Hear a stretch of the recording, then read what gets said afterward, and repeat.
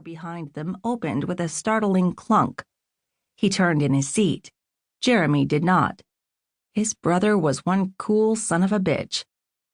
A guy with a receding hairline and a cheap suit entered, but Marshall only had eyes for the woman who followed him into the courtroom. She was tall, leggy, and busty. Her long, loose, butterscotch blonde hair swung as she walked, as did her hips, perfectly outlined in a tight skirt. And hello there, a pair of 5-inch fuck-me heels was the cherry on top. God, he was a sucker for a woman in a skirt and heels. "Are you sure it's Peter with an R and not PETA with an A?"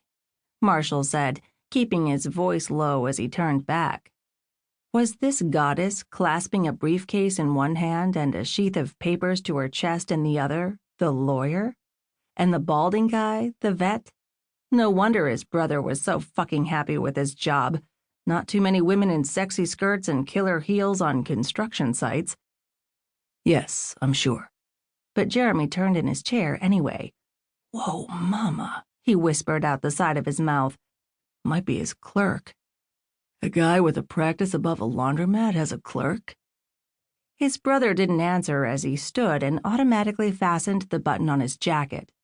Marshall followed suit, eclipsing Jeremy's 6-foot frame by a couple of inches, in height and breadth. Self-consciously, he quickly raked a hand through wavy hair that tended to go rogue without the benefit of his hard hat. "Peter Frobisher?" Jeremy asked, offering his hand to the opposing counsel. "Hello, yes." Peter smiled warmly and shook hands. "You must be Jeremy Dyson?" "Yes." Jeremy returned the smile.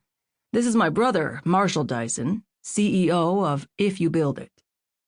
Peter shook Marshall's hand, but Marshall was finding it hard to shift his gaze off the woman to the lawyer's left. "And this is Dr. Gus North," Peter said. "She's from the American Bunny League." Marshall blinked, the usual burst of laughter at that ridiculous league name dying on his lips. This was the vet?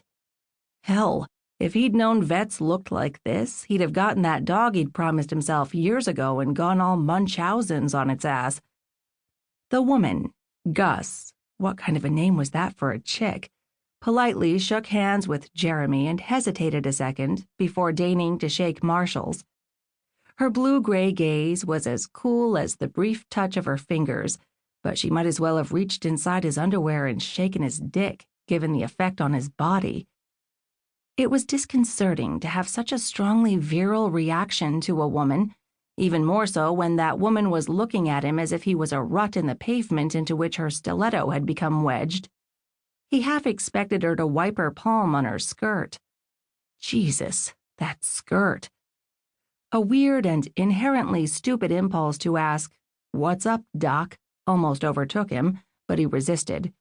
She might be the sexiest woman he'd ever met in his life, but she didn't look like she suffered fools gladly, and this, frankly, wasn't a laughing matter. It was just that skirt fritzing his brain cells. He felt like a high school freshman whose voice hadn't dropped yet, salivating after the impossibly pretty girl who would never look in his direction. Which was weird because he'd never been that guy. He may have been poor, but he'd always had game. Any chance of further small talk was severed when a side door opened and the clerk of the court and stenographer took their places, triggering Peter Frobisher and the vet to slide behind their desk. The main doors opened again, and a small group of people wearing T-shirts emblazoned with "Bunnies Before Buildings" filed in and sat behind the ABL team. Dr. North turned around and smiled at them. They waved and gave her a thumbs up. Another side door, opposite to the one the clerk and stenographer had used, opened, and an African-American man with silver hair entered, his robes fluttering regally in his wake. He quickly settled himself behind his desk. "All quiet, please," the clerk said, addressing the room. She was a middle-aged woman whose name tag proclaimed her to be Maria Flores, and she emitted an air of "don't fuck with me" that Marshall doubted few people were stupid enough to question. "This court is now in session. The Honorable Judge Williamson presiding." The judge looked up from some paper.